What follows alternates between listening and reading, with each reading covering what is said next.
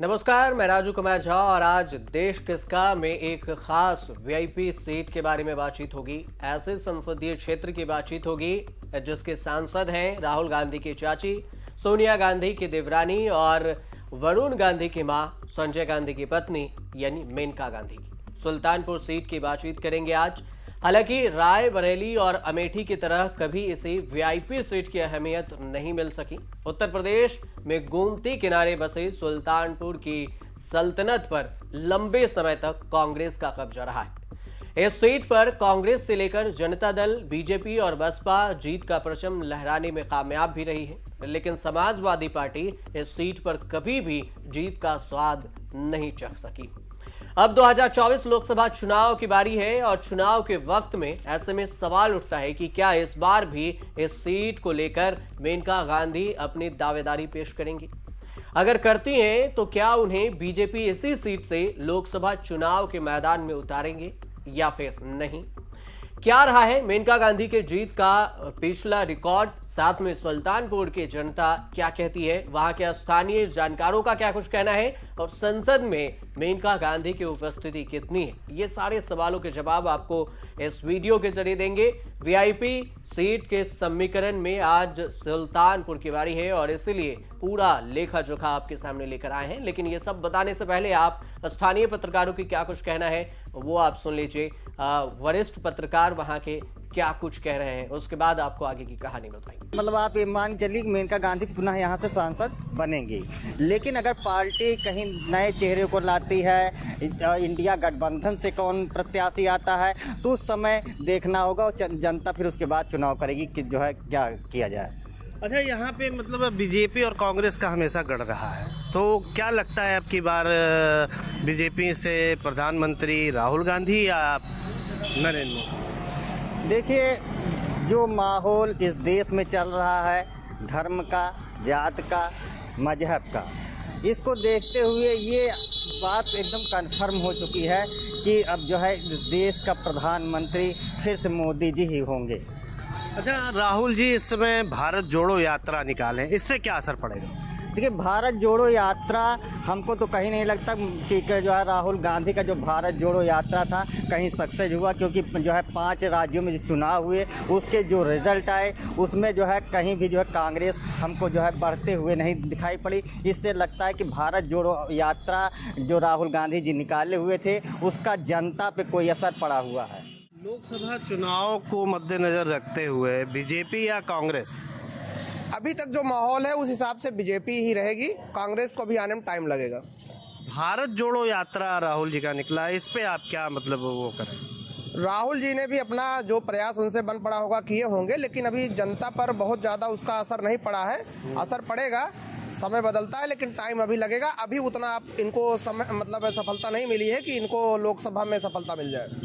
अच्छा, यहाँ से मौजूदा सांसद हैं मेनका जी, उनके कुछ कार्य आप जुड़ाएं या उनका जो लोकप्रियता है पब्लिक में, वो चीज़ आप अगर जानते हो तो। मेनका गांधी जी की जो हमारे सांसद महोदय हैं, इनका जो है पहली बात तो निष्पक्ष कार्य व्यवहार रहता है, लेकिन जहाँ तक हम लोग अनुभव करते हैं कि कुछ लोग अब कहीं ना कहीं कुछ कम्युनिकेशन गैप या सबसे उतना वो समय नहीं दे सकती, क्योंकि कुछ लोगों के भरोसे उनको भी चलना पड़ता है।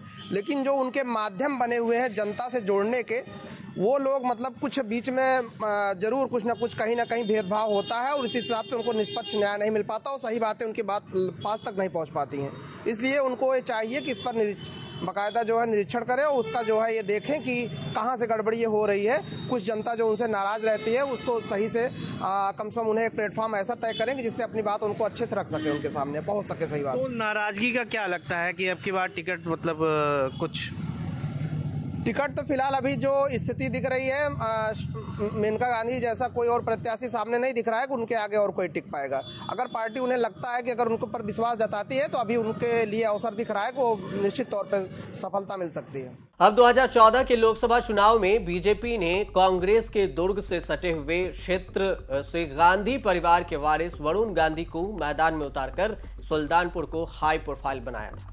साथ ही साथ 16 साल के अपने सूखे को खत्म कर कमल खिलाने में कामयाब भी रही थी। आजादी के बाद से सुल्तानपुर लोकसभा सीट पर अभी तक 16 लोकसभा चुनाव हुए हैं और 3 उपचुनाव हुए हैं। सुल्तानपुर में कौन कब जीता, इसकी अगर बात करें तो 1991 से 1971 तक जनसंघ ने कांग्रेस से सीट छीनने की कोशिश तो बहुत की थी, लेकिन कभी सफलता नहीं मिली, कामयाब नहीं हो सकी। कांग्रेस को पहली बार सफलता 1977 में मिली।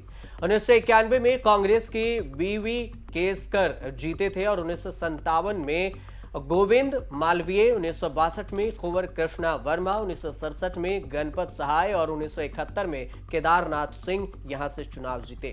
1977 में कांग्रेस यहां चुनाव हार गई और जनता पार्टी के जुल्फू कुंगरुला यहां से चुनाव जीते। कांग्रेस 1980 और 1984 में दोबारा यहां से चुनाव जीत सकी। 2009 में कांग्रेस के संजय सिंह चुनाव जीते।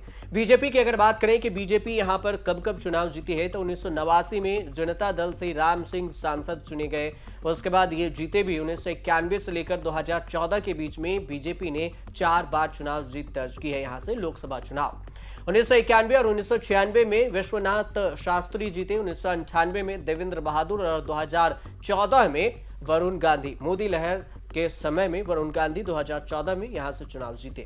वहीं बसपा इस सीट पर 2 बार चुनाव जीतकर अपनी जीत हासिल कर पाई है। पहली बार 1999 में जयभद्र सिंह और 2004 में मोहम्मद तारिक खान बसपा से सांसद यहां से चुने गए।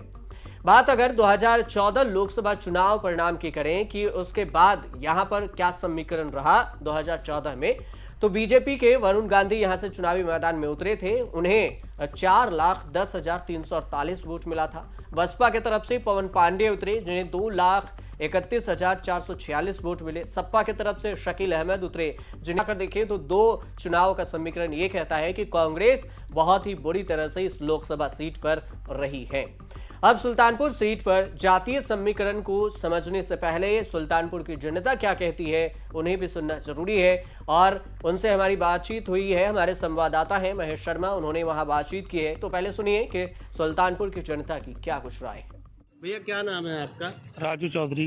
भैया अब की बार क्या मुद्दा रहेगा, किस मुद्दे पे ये? मुद्दा हमेशा वही रहेगा जी। जो पहले रहा है, जी। बेरोजगारी, शिक्षा, चिकित्सा, और ये मुद्दा हमेशा रहेगा। आज सरकार भले ही इन चीज़ों को दबा दे, इन चीज़ों को ख़त्म कर दे, लेकिन मुद्दा हमेशा यही रहा है। लोगों के हाथ में सिल्वर का कटोरा आ गया है। 24 को अगर मोदी जी आएंगे तो प्लास्टिक के कटोरे लायक भी नहीं छोड़ेंगे, लेकिन कोई इस पे बात नहीं करेगा। हर सीट पे भगवान राम को चुनाव लड़ाएंगे और भगवान राम के नाम पे वोट भीख की तरह मांगेंगे। यही एक काम करेंगे। इनको पता नहीं है सिल्वर के बाद गोल्डन आता है। इनको ये भाई देखिए, ये अपनी बात बोले, हमने कुछ बोला? ये लोग अपनी बात कहे, हमने कुछ बोला? ये हारते हैं तो यही कहते हैं, जवाब हारते तो ये कहते हैं। आगे पहल आप बोले। इनके पास जवाब नहीं है, इनके पास कोई जवाब नहीं है इनके पास। केवल अभी लास्ट में जय श्री राम भी चिल्लाएंगे। ये इनके पास कोई जवाब ही नहीं है। क्या जवाब देंगे? बताएंगे कितना बेरोजगारों को अब तक रोजगार दिए? दे डाटा ले आए, हमको दिखाएं। आज आए दिन जीएसटी के छापे पड़ रहे हैं इस सरकार में, वो धन वसूली की जा रही है। आए दिन फ्रूट इंस्पेक्टर छापा मार रहा, आए दिन तमाम तरीके से, कभी आरटीओ गाड़ी रोक कर जबरदस्ती चालान कर रहा है, आए दिन दरोगा कोतवाल पैसे वसूलने का काम कर रहे हैं इस सरकार में। जनता को जीने का मौका अभी कल की डेट में लम्हुआ में बलात्कार हुआ, आपने देखा होगा क्या कार्रवाई हुई उस पे। इन लोगों के पास कुछ नहीं है, केवल भगवान राम के सहारे ये लोग जी रहे हैं और उन्हीं को एक ट्रम्प कार्ड की तरह हर जगह यूज करते। वो हमारे आराध्य हैं, हम लोग उनको में सदैव आस्था रखते थे, आज भी है, लेकिन वो अपनी जगह हैं और आज दैनिक जीवन अपनी जगह है। इस चीजों पर मुद्दा उठाने वाला लोग हर जगह मुद्दे उठाते हैं। अच्छा, भारत जोड़ो यात्रा से क्या लाभ मिल रहा है? भारत जोड़ो यात्रा बहुत मजबूत चीज है। उन्होंने भारत को जोड़ दिया, इन्होंने तो भारत के टुकड़े टुकड़े करने का काम किया है। जी, हमारे साथ और भी लोग हैं यहाँ पे, चाचा है, चाचा है, उनसे बात बोलते थे। आज तक क्या भारत जोड़ा नहीं था जो आज भारत जोड़ने चले हैं? ये 65 साल से भारत नहीं जोड़ पाए थे। और सबसे बड़ी बात, ये 14 साल में विकास नहीं कर पाए। 2014 पहले कुछ कर नहीं पाए, 2014 के बाद ये घर बनवा रहे हैं। दिक्कत ये है 2014 के बाद ये गाड़ी खरीद रहे हैं। और भी हमारे साथ हैं भैया, आप क्या नाम? छापा पड़ा पल्लव खेतान। भैया पल्लव जी, क्या मतलब आपकी बार क्या हो रहा है? देखिए 2019 में कांटे का मुकाबला था। अगर भाजपा की इतनी ही अच्छी लहर होती तो इतना मामूली अंतरों से वो न जीत पाती, जो कि इन प्रकार किसी भी वजह से वो जीत पाई 12-14 हज़ार से। और उम्मीद है इस बार कि भाजपा यहाँ से बुरी तरीके से हारेगी और जो भी प्रत्याशी इंडिया गठबंधन या सपा से आएगा और बहुत अच्छे वोटों से जीतेगा। आप सोचिए कितने वोटों के बावजूद भी सिर्फ 12 कुछ मामूली वोटों से महागठबंधन हारा था, लेकिन इस बार उम्मीद है कि सपा या जो भी इंडिया गठबंधन लड़ेगा वो जीतेगा और मजबूत जीतेगा। जी हमारे साथ और भी कुछ लोग हैं, हम इनसे बात करने की कोशिश करेंगे। आपका नाम क्या है? मेरा नाम पवन है। क्या करते हैं आप? हम कारीगरी करते हैं। कारीगरी करते हैं। क्या मुद्दा रहेगा आपकी बार, ये बताइए। मुद्दा कोई भी हो, वोट बीजेपी की ही जाएगा। वोट बीजेपी को 100% चेहरा हो, चाहे जो चेहरा हो। चेहरा एक ही है, मोदी का। लोकसभा चुनाव कौन जीत सकती है आपकी बार, बीजेपी या कांग्रेस? क्या बीजेपी पूरा मन बना लिया, पूरा 100%। क्या है अब ये तो चुनाव भारत जोड़ो यात्रा चल रही है। हमारी बात हारने वाला यही कहेगा भैया बेईमानी हो गया, ईवीएम खराब, ठीक है, ईवीएम खराब हो गया। तो मेरे कहने का मतलब ये है कि हारने वाला हर आदमी कहता है। अभी अगर वो जीत जाएगा तो वो ठीक है, हारने के बाद हर आदमी को यही लगता है। तो ईवीएम से ना हो क्या ये हो गया। और भी हमारे साथ कुछ लोग हम लोग के साथ हैं। यहाँ चर्चा का बाजार गर्म हो गया है, लोग एकदम से उतावले हो गए एक दूसरे को लेकर जो है। और हमारे साथ हमारे एक भाई है और कोई बोलना चाहेगा कुछ? लहर की बात, ईवीएम की जगह बैलेट पेपर से इलेक्शन करा लिया जाए, पता लग जाएगा कितनी लहर है। ईवीएम की जगह बैलेट पेपर से कह रहे हैं। पेपर में भाई साहब कहेंगे बॉक्स ही बदल दिया, भाई साहब कहेंगे बॉक्स ही बदल दिया। फ्रॉड होता है। कांग्रेस ईवीएम से सरकार बना रही, पहले से चुनाव होना चाहिए, वो वीडियो है हमारे पास, सुनिए भाई साहब। कलर दिया गया, बैलेट पेपर भी। मेरा नाम बंटी कौशल है। क्या कहना चाहते हैं बताइए। अगर ये ईवीएम से कराएंगे तो ईवीएम में हारते हैं, उसका अगर बैलेट पेपर से भी करेंगे, बैलेट पेपर भी कहेंगे गल गया, बदल गया। भारत जोड़ो यात्रा से आपको क्या वो लगता है कि जुड़ जाएगा भारत? बहुत मुश्किल है, बहुत मुश्किल। सुल्तानपुर की जातीय समीकरण की अगर बात करें तो 2011 की जनगणना के मुताबिक कुल जनसंख्या 23,52,034 यहाँ पर रही है। 93.75% ग्रामीण इलाके में लोग रहते हैं और 6.25% शहरी आबादी है यहाँ पर। अनुसूचित जाति की अगर देखें फीसदी में 21.29% है और अनुसूचित जनजाति की आबादी 0.02% है। इसके अलावा इस सीट पर मुस्लिम, ठाकुर और ब्राह्मण मतदाताओं के अलावा ओबीसी की बड़ी आबादी भी रहती है और वही इस क्षेत्र में हार जीत का फैसला भी तय करती है कि कौन इस बार हमारे क्षेत्र का सांसद होगा। सुल्तानपुर लोकसभा क्षेत्र में 5 विधानसभा सीटें आती हैं। इनमें इसरौली, सुल्तानपुर, सदर, खादीपुर जो सुरक्षित है, रिजर्वेशन है वहां पर, और लभुआ सीटें ये हैं यहाँ पर। मौजूदा समय में इनमें 4 सीटों पर बीजेपी का कब्जा है और महज 1 सीट इसौली सपा के पास है। सदन में मेनका गांधी की उपस्थिति की अगर बात की जाए कि सदन में कितने दिन उपस्थित रही हैं मेनका गांधी, तो इस हिसाब से देखें तो 2023 की बात करते हैं। विंटर सेशन में 79% उनकी उपस्थिति रही है। स्पेशल सेशन में 100% वो उपस्थित रही हैं। मानसून सेशन में उनकी 82% और बजट सेशन में उनकी 68%। कुल रजिस्टर पर जो साइन है उसके अनुसार से उनकी उपस्थिति 79% कुल मिलाकर बताई गई है। कुल मिलाकर देखें तो संसद में उपस्थिति अच्छी खासी रही है। आगामी लोकसभा चुनाव का अभी वक्त है 2024 के समय में और 2 गठबंधन इंडिया और एनडीए दोनों के बीच में कड़ा मुकाबला होने का अनुमान है, जिसको लेकर तैयारियां भी तेजी से चल रही है। और गांधी परिवार से आने वाली मेनका गांधी कांग्रेस की घोर विरोधी बीजेपी के साथ मिली हुई हैं।